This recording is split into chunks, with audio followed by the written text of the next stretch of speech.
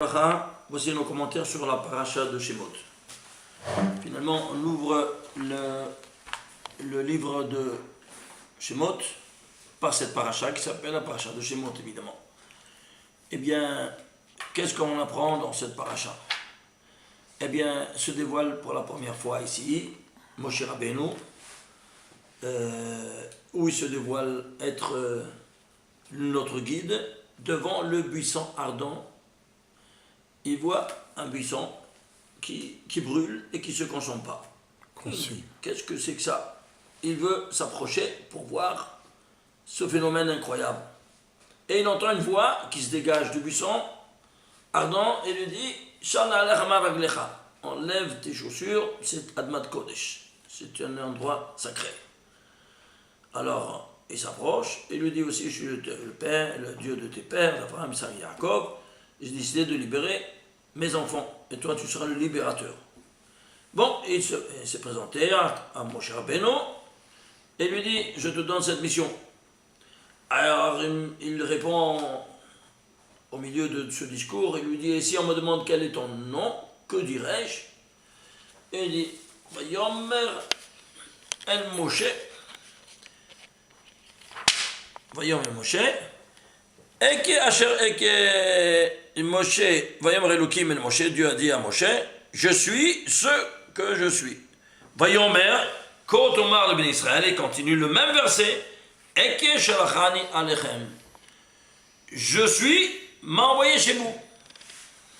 Il y a 3 fois Eke. De là, on nous apprend maintenant quelque chose de spectaculaire. Qu'est-ce que c'est ce nom? Vous comprenez que je ne l'ai pas prononcé comme on le lit. Parce que c'est un nom de Dieu, Shem Kadosh. Quel nom de Dieu c'est? Le nom de miséricorde qui englobe le nom de Dieu Yud Ke Vav Ke. La miséricorde divine, vous devez savoir, par la Kabbalah, qui nous enseigne, que la miséricorde a 2 dimensions. Tout comme l'atome, il a 2 dimensions, le noyau atomique et les électrons. Ici aussi également. Le noyau atomique, c'est Yud Ke Vav Ke, le nom de Dieu 26. Et les électrons, c'est quoi? Au niveau métaphysique, c'est le nom Eke, c'est ce nom-là. C'est-à-dire, l'intéressance de la miséricorde divine, c'est 26, c'est Gematria du Yud Ke Vav Ke, et 21 Eke. Ça te fait combien? Ça fait 47. Très bien. Alors, ceci étant dit, voilà ce 47 qui se dévoile ici à nous. Alors maintenant, ce 47-là, il va se trouver après, résider parmi nous. Où ça? Dans l'Arche Sainte. Il dit à la fin, à Parashat Trouma, vous allez me construire maintenant une Arche Sainte, à Mishkan, et l'Arche Sainte, c'est le centre du Kodesh Kodashim, et dans l'Arche Sainte, tu vas mettre les Edout, c'est-à-dire les témoignages, que c'est les témoignages, les 2 tables de la loi. Ce verset, imaginez-vous ça, c'est le 2209e verset de la Torah. Pourquoi? C'est 47 au carré. Incroyable. Quand il dit qu'est-ce que tu as à l'intérieur, c'est l'Arche Sainte. Eh bien, 2209, c'est 47 par 47. Et ça, c'est ce 47-là qui se dévoile ici. Alors, le nom Eke, que vous voyez ici, c'est le 21. La dimension externe qui se dévoile à Moshe Rabbeinu. Et quand il se met 3 fois Eke, eh bien, de là, on apprend maintenant tant d'autres choses. En premier lieu, que toi, tu devras être couronné. Par quoi? Par 3 fois Eke. C'est quoi 3 fois 21. C'est quoi 21? On a vu à la bouteille, quelle est la couronne de juif? Les téphilines. On a ouvert le boîtier téphilines, voilà, j'ai photocopié ce qu'il y a dans chaque boîtier de téphilines. 1, 2, 3, 4 parachutes. Si vous comptez combien de noms de Dieu il y a dans la première paracha, 1, Vaidaber, 7. Veria Kevera, 7.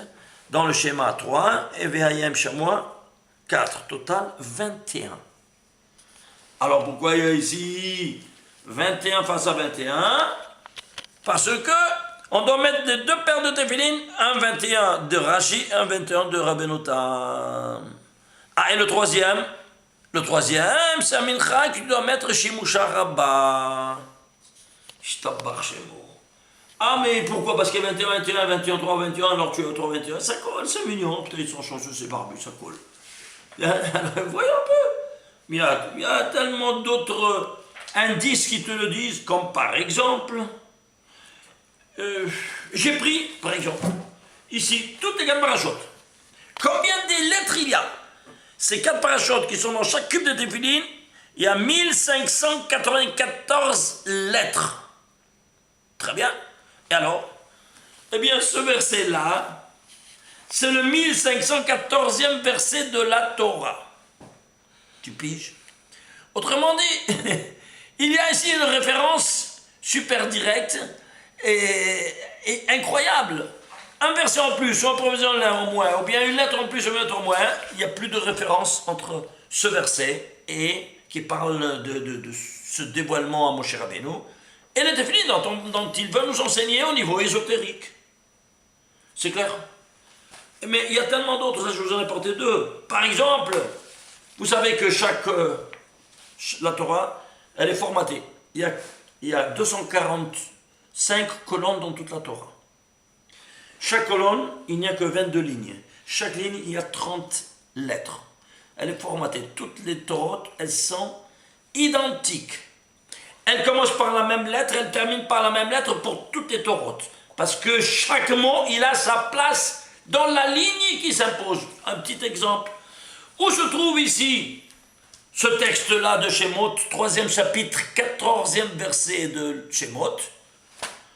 Eh bien, imaginez-vous ça, tu vas compter de Bereshit, c'est la 63e colonne de la Torah. Pourquoi 63e colonne?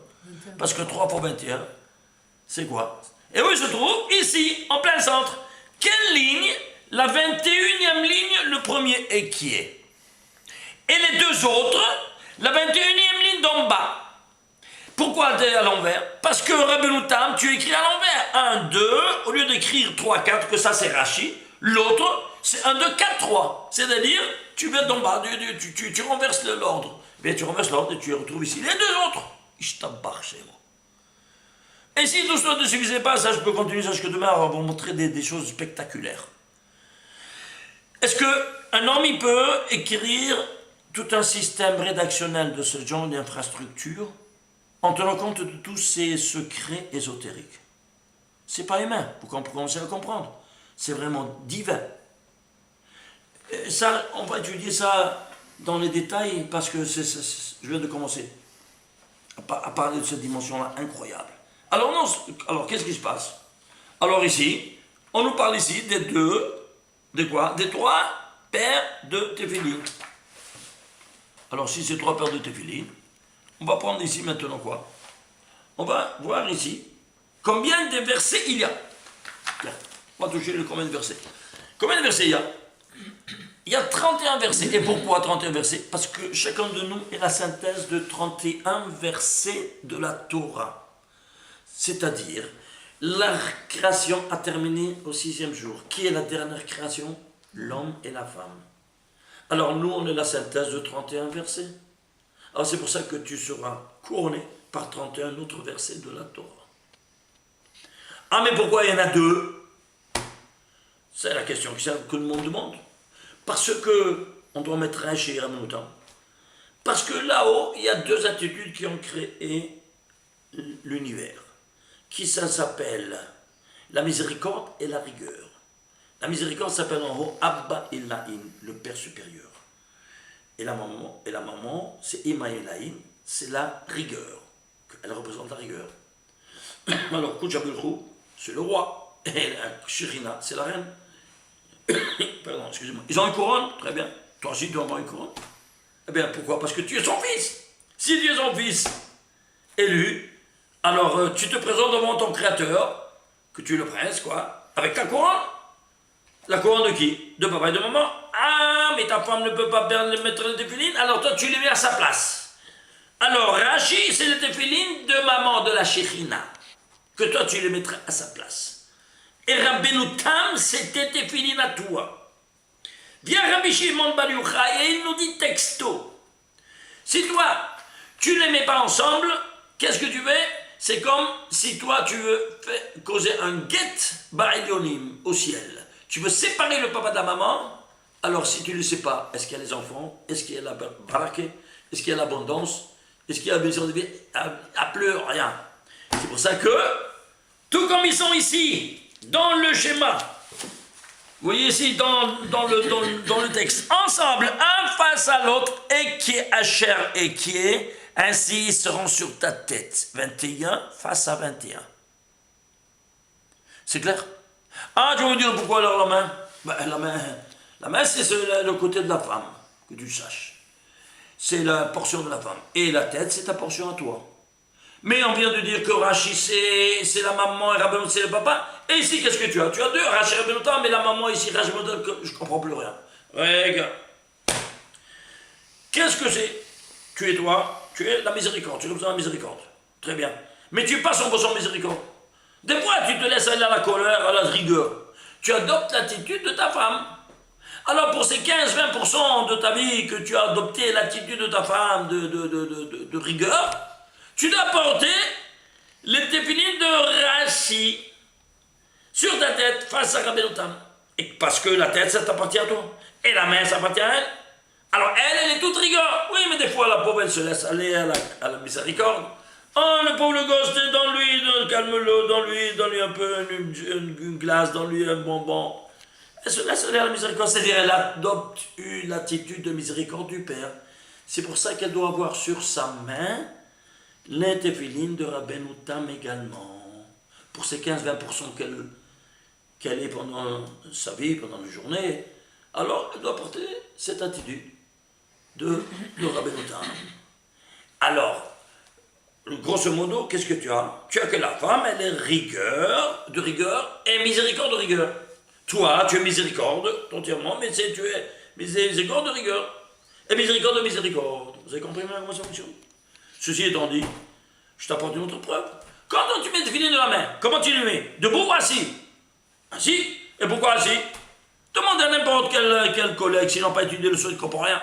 C'est pas pourquoi. La raison fondamentale est que, puisque c'est la portion de ta femme elle est passive, alors tu dois t'asseoir quand tu le mets, parce que tu dois adopter une attitude passive, comme la femme qu'elle reçoit.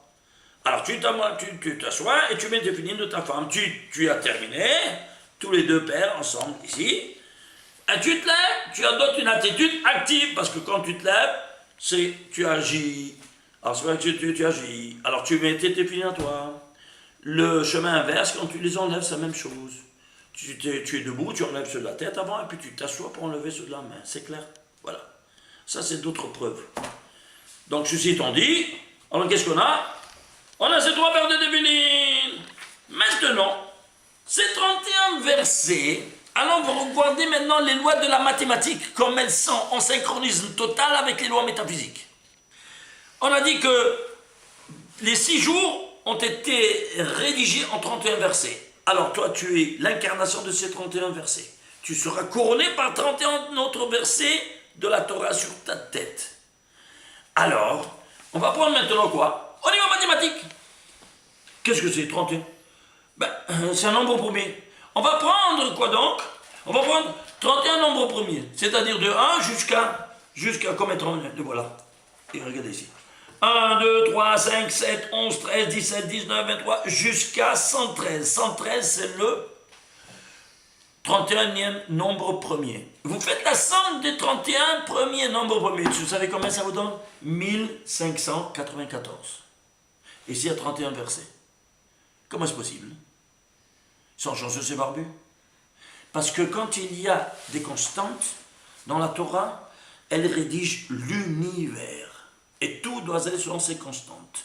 Même au niveau rédactionnel de ces 31 versets, ils doivent être écrits en 1594 lettres. Pourquoi? Parce qu'ici, on est en 1594e verset de la Torah. Alors, on devra faire un focus sur le 1594, mais maintenant on n'a pas le temps parce qu'on doit continuer tellement d'autres belles choses. Comme par exemple, si on a ici le 63e chapitre, colonne, parce que 3 pour 21. J'apporte une autre preuve. J'écris tout un livre où j'apporte 70 avant-arrangements, 70 enseignements de la Torah qui font 3 paires de téphilim. Parce que quand toi tu te présentes devant le Créateur, tu dois te présenter comme le prince du roi. Alors tu as la couronne princière sur toi, qui sont les 2 paires de téphilim. Et à Mincha, Tu fais l'Amida, oui, non. L'Amida, tu te trouves dans le trône céleste, c'est quoi, tu te la fermes. Alors, tu dois avoir aussi d'un. Tu es aussi mon frère, mon fils, ouais. Alors pourquoi où est ta couronne? Pourquoi tu ne mets pas les filles à Mincha? Voilà, ici l'âne il tombe. Pourquoi? Moi j'ai jamais vu personne qui met. C'est pas une réponse. Ils n'ont pas étudié. Est-ce qu'ils sont plus grands que Rabbi Shimon Bar Yochai pour dire que tu ne dois pas mettre les filles à Mincha? Et alors, eh bien Mincha tu dois les mettre. Quelle est la différence entre Mincha et le matin? Le matin, ils sont dans un seul boîtier. Rashi, un seul boîtier, séparé, avec Rabbi Notan dans un seul boîtier. Ils sont de grandeur de 2 à 2. 2 doigts par 2 doigts, chacun. À Mincha, c'est 4 par 4. C'est quoi? Ça s'appelle en Kabbalah Mouchin de Abba ve'ima yachad. Le cerveau du papa et de la maman sont ensemble dans un seul boîtier. C'est pour ça que c'est 4 par 4. Cependant, si vous ouvrez les tefilin de Shimush Rabbah, que c'est un mincha, cherchez à l'intérieur, vous allez voir quoi? La moitié plein, la moitié vide. Qu'est-ce qui se passe? La portion de Rashi se trouve, les parchemins de Rashi se trouvent, les parchemins de Rabbi Notan, vide. Sa place vide. Où il a été? Ouais. Eh bien, le moment il est très élevé, il doit sortir. Pourquoi? Parce que le coucher du soleil s'annonce et les forces du mal lèvent la tête à partir du coucher du soleil. C'est pour ça que tu dois enlever les tefilin 1 minute avant le coucher du soleil. Garde-toi de garder les tefilin ou le talit avant que ce qu'il y a au coucher du soleil. Et pourquoi? Parce que ça ne devient pas une mitzvah, c'est une avéra, et les forces du mal vont prendre leur serviteur de cette mitzvah parce que tu ne t'as pas commandé le soir. Tu rentres dans leur domaine. Alors dès qu'il y a le soleil, ça c'est l'horizon, le soleil se couche, eux ils lèvent la tête. Alors ceci étant dit, tu ne dois pas avoir une vie sur toi parce qu'eux prennent cette vitale, tu rentres dans leur domaine avec tes filines, tu leur donnes, c'est un boomerang. Alors pour ne pas leur donner vitalité, je dois les enlever immédiatement. Sinon on est en danger. Sinon on est en danger. Moi je me souviens quand on étudiait avec notre maître vénéré Rav Darz et Rav Kadouri Alem Shalom, eh bien on étudiait, et des fois on n'avait pas terminé la souga, et on a débordé un peu, et nous toujours on priait avant la shkia. Oui, mais on prenait plus de temps quoi, pour faire. Mais voilà que on n'avait pas terminé à temps, bon, on terminait, et puis tout de suite et puis quand je comprends, là-bas, dans la yeshiva, notre maître il fait une grande montre comme ça, ça s'appelle Shabbos Yerushalayim, le Sharon Yerushalmi, la montre de Jérusalem. C'est couramment Jérusalem.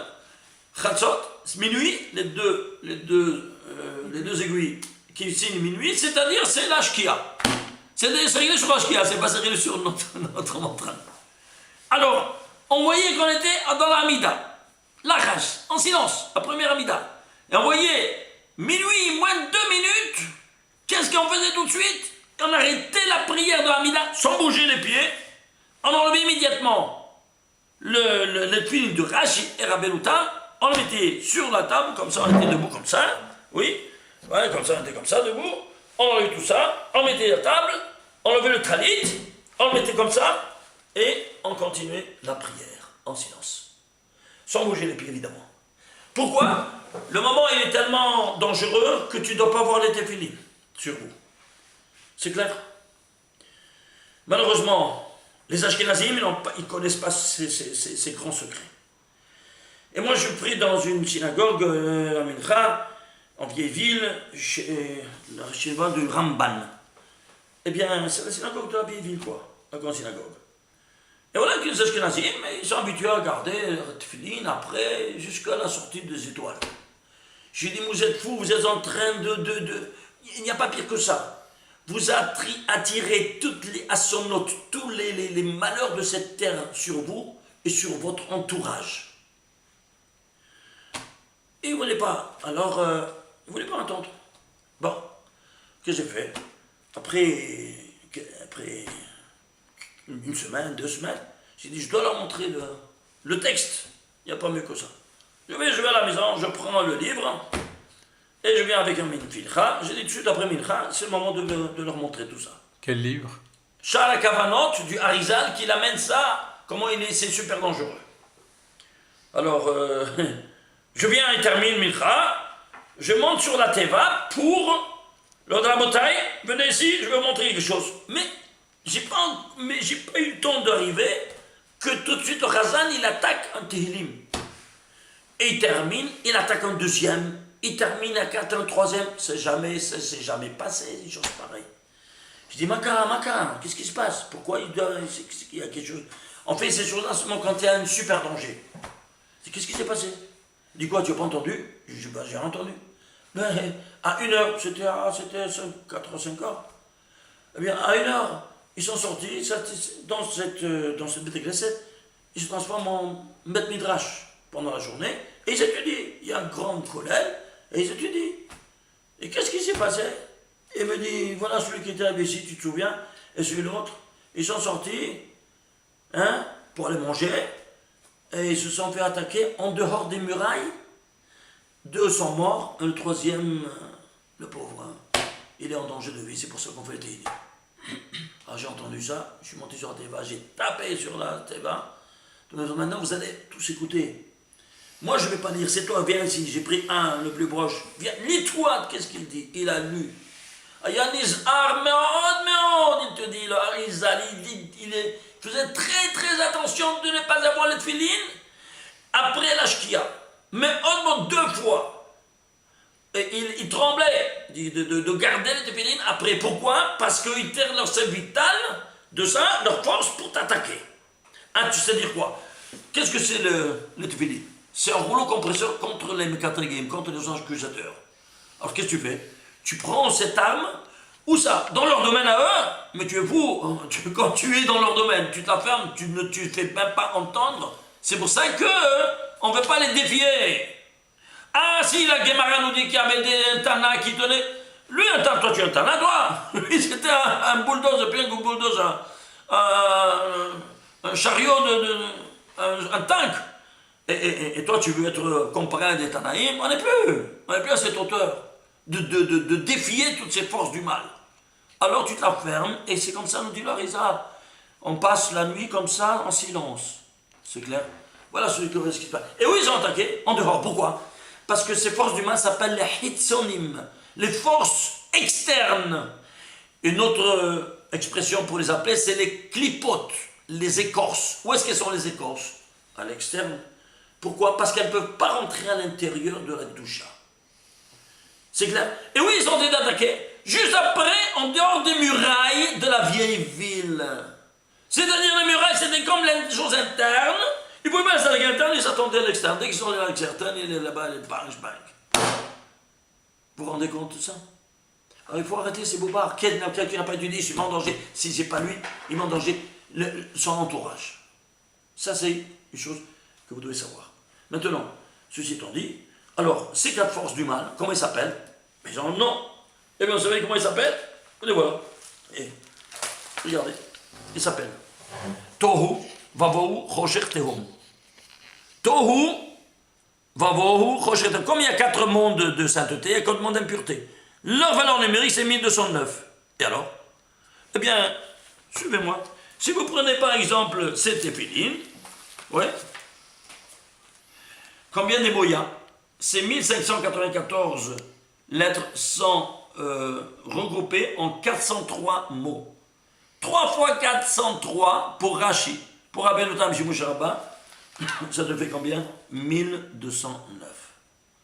C'est-à-dire dans le Coran du journée, tu prépares ton arme micidiale qui va les terrasser pendant la nuit. Tu vas les neutraliser. Et si tout ça ne te suffisait pas, c'est 1209, où on a été par mitzvah, dans le Sefer de l'Exode, Sefer Shemot, plus tard quand on sera au Mont Sinaï. Donc tout le Sefer Shemot, il va t'expliquer ce qu'on est en train de dire. En effet, tout le Sefer Shemot où tu es bar mitzvah pour la première fois dans l'histoire, il est rédigé en 1209 mots. C'est-à-dire, chaque livre, il a sa caractéristique. Le premier livre, la naissance d'Adam et Chava. La naissance d'Adam. Très bien, tu veux. Maintenant, deuxième, c'est quoi? Et le Brit Mila qu'on lui fait. Le deuxième livre, c'est quoi? Tu es bar mitzvah. Alors, tout le sefer de Shemot, il parlera de quoi? De ce bar mitzvah. La preuve. Je t'en prends tellement d'autres, mais regardez cette infrastructure. Il y a, dans tout le sefer de Devarim, imaginez-vous ça, il y a 21 mitzvot dans deux parachutes, regroupés dans deux parachutes, parachat de Bo et Béchalach. 21 mitzvot. Ensuite, il y a Yitro et Mishpatim, qui sont ensemble, El la Mishpatim. Pourquoi c'est fait El la Mishpatim? Parce que tu dis, c'est la suite de Yitro. Ici, il y a 70 mitzvot, et ici, 21 mitzvot. 21 et 21, avec 70 au milieu. Eke, Asher, Eke. Shtabach Shemo. C'est pas incroyable? Et attention, ici, il y en a 2, ici, il y en a 5. Pourquoi il y en a 2 mitzvot, et ici, il y a 5 parachutes, et ici, il y a 2 parachutes? Parce que la menorah, toi, c'est le symbole que du menorah, vous savez ça, chacun de nous, c'est comme une menorah ambulante. La menorah est haute, 18 éphars. Et toi, tu es environ, la moyenne, 18 éphars. Et où est ta femme? Ta femme, c'est le feu. Comment on dit la femme en hébreu? Isha, c'est le esh au féminin. C'est pour ça que, fais attention, la femme, elle est intouchable, parce que si tu la touches, c'est comme que tu touches du feu. C'est qu'elle aime ou pas?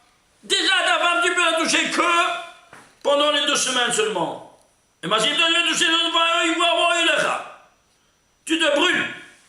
Alors, une menorah, tu dis tes phares et la tête. Et qui c'est la tête? Sur ta tête, tu mets ta femme. Regardez le judaïsme, comment elle considère la femme.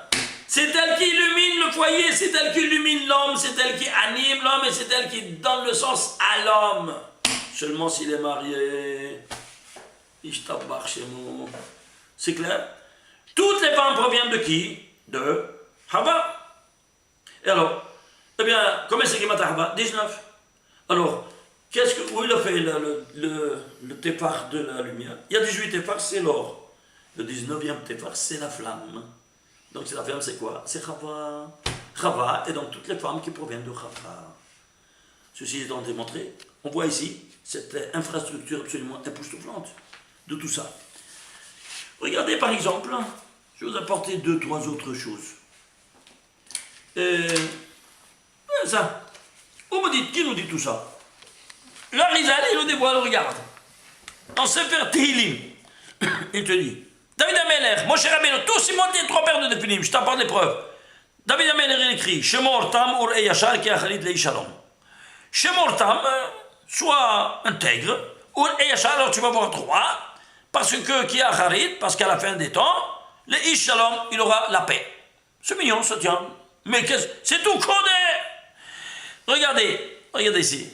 Shemor Tam, c'est Shem Rabbeinu Tam. En toutes lettres. Ur Eyashar, c'est Rashi à l'envers.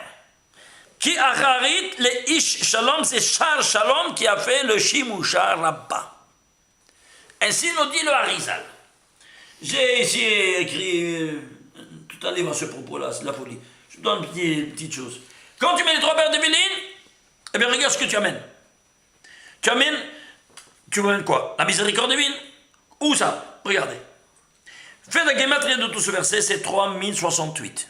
C'est quoi 3068? C'est 4 fois 13 fois 59. Plus 13 fois 52, plus 3 fois 59, plus 13 fois 59. Pourquoi? Il y a les 4 mondes de sainteté. Atzilut, Bria, Yesir, Asiya. Et 113 fois 59. C'est quoi 13 fois 59? 13, ce sont les 13 attributs de miséricorde divine, qui sont réalisés en 59 lettres. Ça, c'est le klal, et ça, c'est le prat. Klal, prat, klal, prat, klal, prat. Dans les 4 mondes. Ça fait 3068. Imagine-toi, c'est une lettre en plus ou une lettre en moins, une valeur en plus ou une en moins, tout s'écroule. Tout ce majas n'existe plus. Et si tout ce ne suffisait pas, où il va le mettre? Eh bien, dans la Bria, dans la création, bien regardez. Le nom qui anime la création, c'est le nom Sag, qui voit sur son 3. Regardez comment il s'écrit. Yod, vous voyez, en entier. Yod, Hei, Vav, Hei. La dimension dévoilée, c'est 26. La dimension cachée, c'est 37. 26 plus 37, c'est 63. Alors quoi? 21, 21, 21. Les voilà les 21 fois dans ce soir. Et pourquoi que tu me montres ça? Parce que tu es dans la création. Où il l'a mis? Regardez où il l'a mis. Le chapitre Tehillim, 37e chapitre de Tehillim et 37e verset. Pourquoi 37e chapitre, 37e verset? Parce que tu vois, c'est la dimension cachée du 63, cachée de 3 fois 21. Or, le chapitre, il est plus grand que le verset, n'est-ce pas? Alors le chapitre va nous dire de qui il s'agit. Qui? Le papa, qui est plus grand que la maman. Le verset, il est plus petit qu'un chapitre. Alors ça, c'est Rabbeinu Tam, le chapitre, et ça, c'est Rashi. Les voilà qui se trouvent ici. Et 3 fois parce que, à Mincha, ils sont ensemble. Ceci étant dit, tu vas comprendre maintenant, quoi donc, que, par exemple, on a ici, regardez, chose spectaculaire. J'ai photocopié pour vous, ici, la Torah. Les 2 premières colonnes de la Torah. Bereshit, Baruch Hashem Ta'aretz, premier jour, 2e, 3e, 4e, 5e, 6e et 7e. Si tu vois ici, il manque le nom de Dieu Yud Kei Vav Kei. C'est remarquable absence. Le nom de Dieu Yud Kei Vav Kei se trouve que ici. Où ça? Et pourquoi? Ici, il y a 35 fois Elohim, et au 35e verset seulement de la Torah apparaît le nom de Dieu Hashem Elohim. C'est le nom de la miséricorde. C'est tout, regarde. Ici seulement la miséricorde apparaît. Alors il y a une absence totale. Combien de lignes il y a totalement absent de la miséricorde divine? 42 plus 21, ça te fait combien? 63. 63 lignes absentes. Alors à toi de faire le tikkun. Comment? Eh bien tu dois mettre sur ta tête, qui est la synthèse de toute la création, ici rédigée en 63 lignes, que tu dois mettre 63 fois le nom de Dieu sur ta tête. Tu les as mis, alors c'est toi qui amènes dans le monde et en premier dans ton foyer la miséricorde divine, qui apparaît au 64e ligne de la Torah. Pourquoi 64? Parce qu'Adam et Chava c'est 64. Tu l'amènes dans ton foyer. Voilà donc qu'est-ce qui se passe quand tu fais ce tikkun. C'est clair? Et regardez, c'est incroyable. Ici, début de la création, du reste de la création, début de la journée. Alors il y a 42. Pourquoi 42? Parce que 21 plus 21. Ils sont un face à l'autre, ils sont ensemble, inséparables. Et fin de la création, fin de la journée, 21 à part. C'est Aminra. C'est la même infrastructure. Et personne ne voit rien du tout. Mais dis donc, qui va découvrir ces perles-là? C'est Abou Mazen, c'est le pape ou c'est toi? C'est pas dommage? Voilà, ça c'est le saut. Et je termine au moins avec ça. Quand toi tu fais le nom de Dieu intègre. Regardez le nom de Dieu que j'avais fait l'autre fois. Yud Kei Vav Kei.